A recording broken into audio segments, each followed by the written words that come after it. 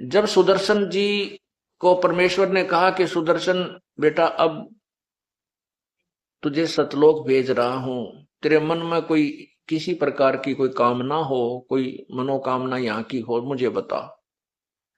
तो सुदर्शन जी ने कहा, प्रभु आपने ऐसा ज्ञान दे दिया है कि यहाँ की किसी चीज की इच्छा दास को नहीं रही। तो उस सुपथ सुदर्शन ने तो कबीर परमात्मा करुणा में नाम से आए थे, द्वापर युग में उपदेश ले लिया। लेकिन सुदर्शन जी के माता पिता नहीं मानते थे, वो आखिरी श्वास तक भी नहीं माने थे, मृत्यु को प्राप्त हो गए थे। जब सुदर्शन जी को परमेश्वर ने कहा कि सुदर्शन बेटा, अब तुझे सतलोक भेज रहा हूं, तेरे मन में कोई किसी प्रकार की कोई कामना हो, कोई मनोकामना यहाँ की हो, मुझे बता। तो सुदर्शन जी ने कहा, प्रभु आपने ऐसा ज्ञान दे दिया है कि यहाँ की किसी चीज की इच्छा दास को नहीं रही, और जब आप आज्ञा दोगे तभी आपका दास आपके साथ साथ चलने को तैयार है। परंतु मेरे मन में एक चिंता खाई जा रही है। प्रभु ने पूछा कि वो क्या है भाई? सुदर्शन जी ने बताया कि मेरे माता पिता बहुत ही अच्छी आत्मा थी, परमात्मा की भक्ति भी करते थे, वह भगवान विष्णु के उपासक थे, और मैंने बहुत समझाया उनको, आपने भी कहा, लेकिन वो नहीं माने। हे परमात्मा, मेरी आपसे यही प्रार्थना है कि किसी जन्म में उनको मनुष्य शरीर मिले, अपनी आत्माओं को शरण में लेना और मोक्ष देना परमात्मा। तो प्रभु ने सोचा कि भाई देख काल का जाल, अभी सुदर्शन के का मोक्ष होने का समय आया है, तो इसमें यह प्रेरणा भर दी। अब इसको माता पिता की चिंता सताओ। माता पिता जा लिए, मर लिए, कि तब भूत बने हैं, कि तब पशु बने पड़े हैं, लेकिन फिर भी वो ममता खड़ी कर दी। इच्छा दासी संत, इच्छा दासी काले की, या खड़ी रहे दरबार। कहते हैं कि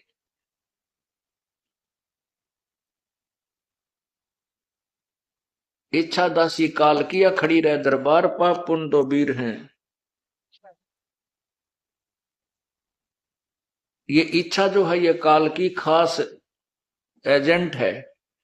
ये चाह जो है आदमी को यहीं रख लेती है, कोई चाह रह जा किसी प्रकार की। इच्छा दासी जम की, या खड़ी रहे दरबार, पाप पुण्य दो वीर हैं, या सत खसमी नार। इच्छा को सबसे खतरनाक बताया यहाँ पर जीव को काल के जाल में जाने के लिए। जहां इच्छा माने आशा, जहां आशा तहां बासा हुई। अब सतलोक जाने का टाइम आ गया था, अब उसको माता पिता याद आ गए। अब आशा होगी ना, अब जहां वो उसके माता पिता को जन्म था, अगर परमात्मा ना पूछते उससे, तो उसके मन में तो अरे बीमारी थी ये, तो वहां वो भी ले डूबती, उसने जन्म उसका होता, और माता पिता के पास के मेरा कौन सी दुनिया में वो थे वहीं काल भेज देता। ले भाई तेरी माता पिता तो मिलना चाहता है, तो उसकी अच्छा आशा है।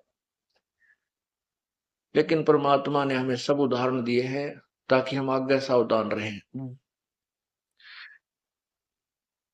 अब उसने परमात्मा ने कहा, ठीक है बेटा, तू चिंता मत कर, तेरे माता पिता ने मैं पार कर दूंगा, ये मेरा वचन है। देखो, एक जीव को काल से छुटवाने के लिए परमात्मा ने वचन बंधोना पड़ा कि कदे इसने भी काल डंडी ना मार जाए। तो पुण्यात्माओं, आप घबराना नहीं, कहते हम ना पावा हमारे साथ ऐसा कर दे, नहीं। ये तो पहले एग्जाम्पल दिए हैं परमात्मा ने, फाउल पॉइंट बताए हैं कि तुम ऐसे मार खाओगे। इस बातों का पता लग गया जब मार खाओगे कौन ही, बिना बेरे मार खा जाते हम।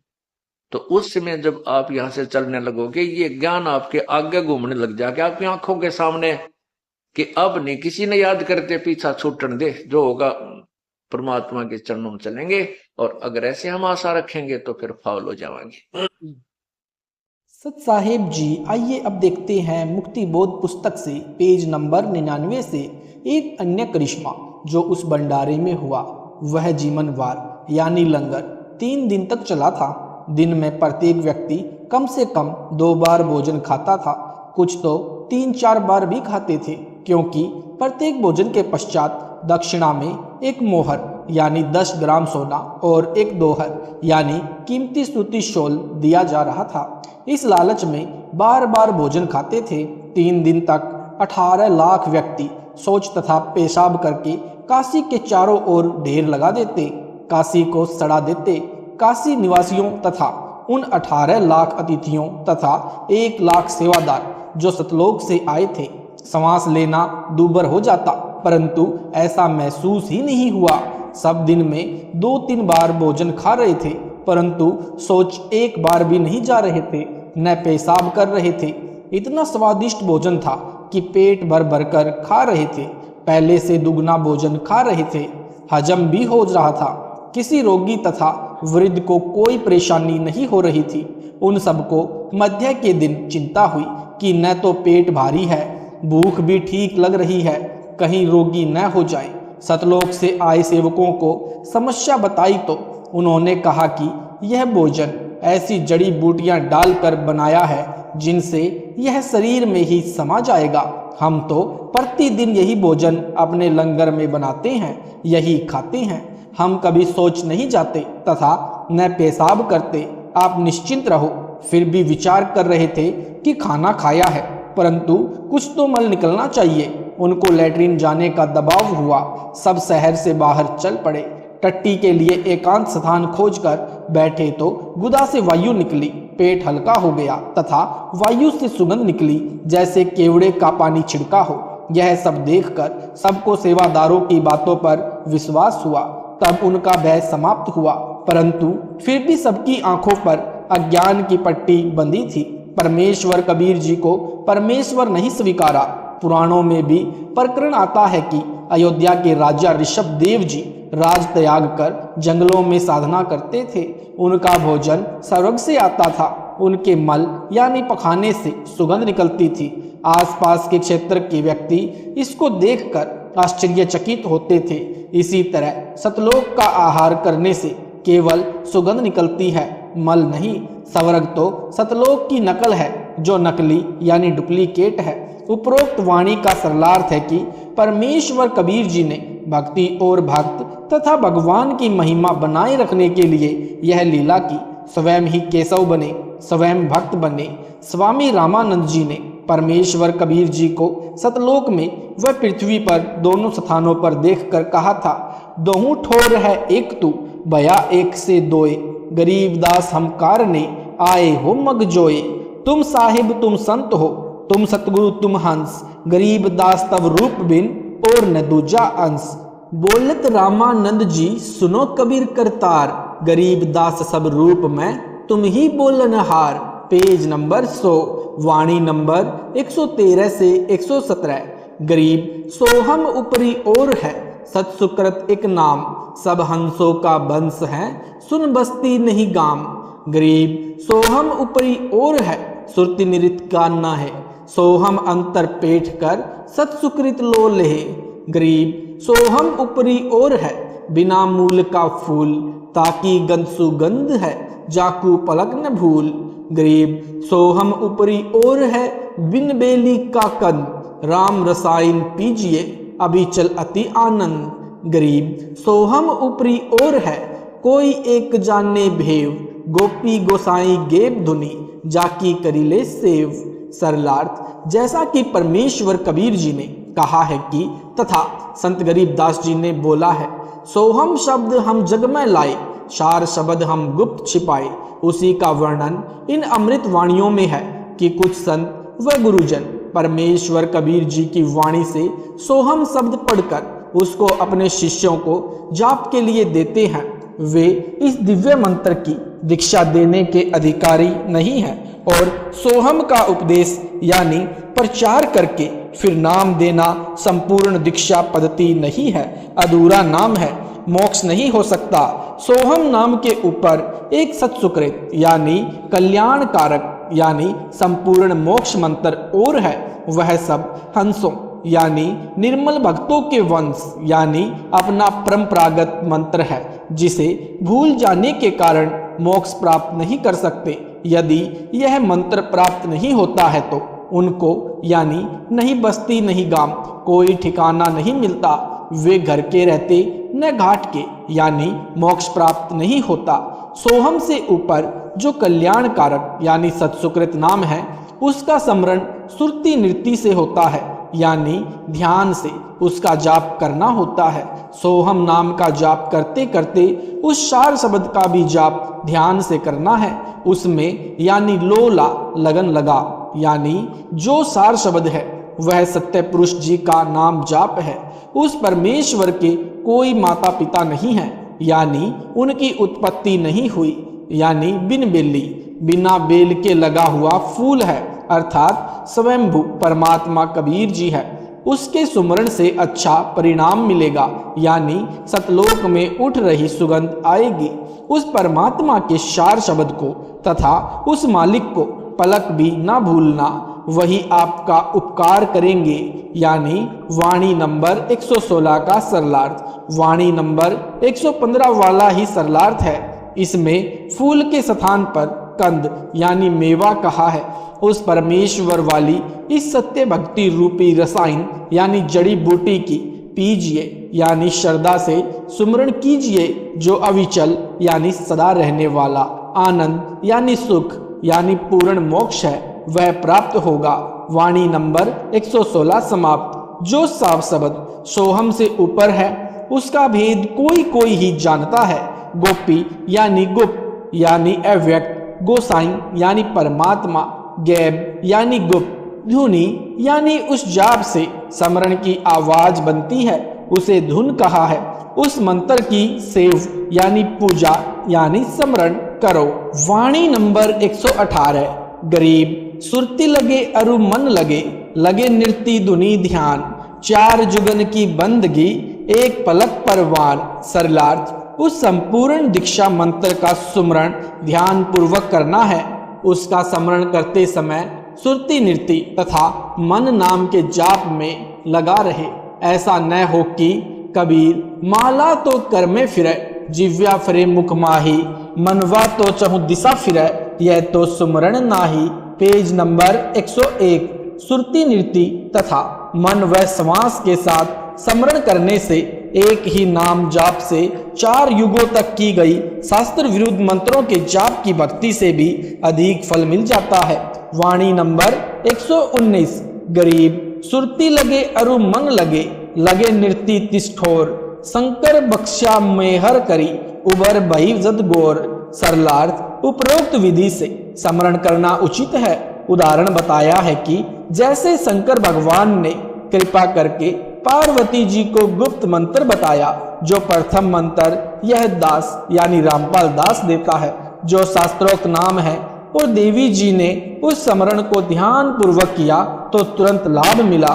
वाणी नंबर 120 गरीब सुरती लगे और मन लगे, लगे नृत्य तिसमाही, एक पलक तहा संचरे, कोटि पाप अग जाही।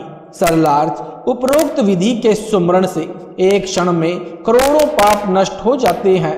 वाणी नंबर 121 गरीब अविगत की अविगत कथा, अविगत है सब ख्याल, अविगत सु अविगत मिले, कर जोरे तब काल। सरलार्थ अविगत की यानी दिव्य परम पुरुष की अविगत कथा यानी दिव्य कहानी है। उसका ख्याल यानी विचार विमर्श भी अविगत यानी अनोखा है, क्योंकि उसका किसी को ज्ञान नहीं होता। कोई प्रथम बार उस परमेश्वर की महिमा सुनता है तो अनोखी लगती है। उस परमेश्वर को दिव्य मंत्र की साधना से प्राप्त करते हैं तो उस साधक के सामने काल यानी ज्योति निरंजन हाथ जोड़ता है और उसको सतलोक जाने में बाधा उत्पन्न नहीं करता। वाणी नंबर 122 गरीब अमर अनुपम कबीर आप हैं और सकल सब खंड, सूक्ष्म से सूक्ष्म सही पूर्ण पद पर चंट। सरलार्थ वह अमर अनुपम यानी अद्भुत परमात्मा स्वयं कबीर जी हैं। अन्य सब पर भूखंड यानी नाशवान है, यानी खंडित होने वाले हैं। वह परमेश्वर सूक्ष्म से सूक्ष्म यानी समर्थ है। जैसे अणु से अधिक विस्फोटक परमाणु है, इसी प्रकार परमेश्वर परमाणु से भी अधिक सूक्ष्म होने के अधिक शक्तिमान है और पूर्ण पद वह परम पद प्राप्त कराने वाले हैं, जहां जाने के पश्चात साधक फिर लौटकर संसार में कभी नहीं आते। वह परमेश्वर ऐसा प्रचंड यानी परबल है। पेज नंबर 102, वाणी नंबर 123। गरीब अधम उदाहरण भक्ति है, अधम उदाहरण नाव, अधम उदारक संत है, जिनकी मैं बलि जाऊं। सरलार्थ संत गरीबदास जी ने बताया है कि जो शास्त्र अनुकूल भक्ति है उससे अधम यानी नीच अपराधी व्यक्ति का भी उद्धार हो जाता है। इसलिए वह शास्त्र अनुकूल सत्य नाम यानी वास्तविक नाम की साधना अधम उदाहरण यानी नीचों का भी उद्धार करने वाली है। जो शास्त्र विधि अनुसार सत्य मंत्रों की भक्ति करने को कहते हैं वे संत भी अधम उद्धारक यानी पापियों का उद्धार करने वाले हैं, जिनकी मैं बलिहारी जाऊं यानी उनका बार बार धन्यवाद करूं। वाणी नंबर 124। गरीब गजगनी का अरुभीलनी सबरी प्रेम सहेत केते पतित उधारिया सतगुरु गावे ने। सरलार्थ पूर्व जन्म तथा वर्तमान जन्म में की गई भक्ति की शक्ति से परमात्मा ने अनेकों की सहायता की। जैसे गज यानी हाथी और मगरमच्छ के युद्ध में हाथी को बचाया, एक वेश्या यानी गणिका को ज्ञान समझाकर शरण में लेकर उसका उद्धार किया, सबरी यानी बिल्ली का उद्धार भी पूर्व जन्म के संस्कार से हुआ। ऐसे ऐसे कितने पतित यानी पापियों का उद्धार किया। सतगुरु जी बताते हैं कि नेति यानी न इति कोई अंत नहीं, इतने पापियों को पार किया तो जो भक्ति करेगा वह किसी न किसी जन्म में पार हो जाएगा। वाणी नंबर 125। गरीब राम रसायन पीजिए यो ओसरी यो दाव फिरी पीछे पछताईगा चला चली होई जाओ। सरलार्थ हे भक्त राम रसायन यानी शुभ नाम रूपी औषधि का सेवन कर, जिससे तेरी आत्मा की कीमत बने। रसायन पूर्व समय में एक साधु ने जड़ी बूटियों का शोध करके रसायन यानी केमिकल तैयार किया। उसको लोहे पर डालने से लोहा सोना बन जाता था। संत गरीबदास जी ने कहा कि राम नाम वाली रसायन को पी ले, ताकि तेरी आत्मा जो पापों के कारण लोहा हो चुकी है वह सोना यानी शुद्ध आत्मा बनकर भक्ति धन का संग्रह करके सतलोक चली जाए। यह मानव जन्म का अवसर मिला है, यह एक दांव लगा है, अन्यथा जब शरीर छूट जाएगा और कुल के व्यक्ति कहेंगे कि उठाओ चलो शमशान घाट ले चलो, कहते हैं कि फिर बाद में पश्चाताप करेगा, न परिवार साथ चलेगा न धन साथ चलेगा। इसलिए सच्चे नाम रूपी रसायन का सेवन कर यानी सत्य साधना कर। वाणी नंबर 126। गरीब राम रसायन पीजिए चोखा फूल चुवाई सुन्नी सरोवर हंस मन पिया प्रेम अघाई। Page number 103। सरलार्थ राम नाम वाली बूटी जो आत्मा को बहुमूल्य बनाती है उसको पी यानी भक्ति कर, इतनी भक्ति कर कि चोखा फूल चुवाई यानी भक्ति रूपी फूल को खिला, अर्थात अधिक से अधिक भक्ति करके महिमा बना। जिन साधकों ने राम नाम की रसायन अघाई यानी छींक छींक कर पिया है यानी अधिक से अधिक भक्ति की है, उनको सुन सरोवर अर्थात ऊपर आकाश में बने सतलोक रूपी सरोवर में मन रूपी हंस आनंद से उसमें मोक्ष रूपी मोती सेवन करता है, सुखी रहता है। वाणी नंबर 127। गरीब कहता दास गरीब है बांदी जाम गुलाम तुम हो तेसी कीजिए भक्ति हिरंबर नाम। सरलार्थ संत गरीबदास जी ने कहा है कि मैं बांदी जाम गुलाम यानी अति आधीन व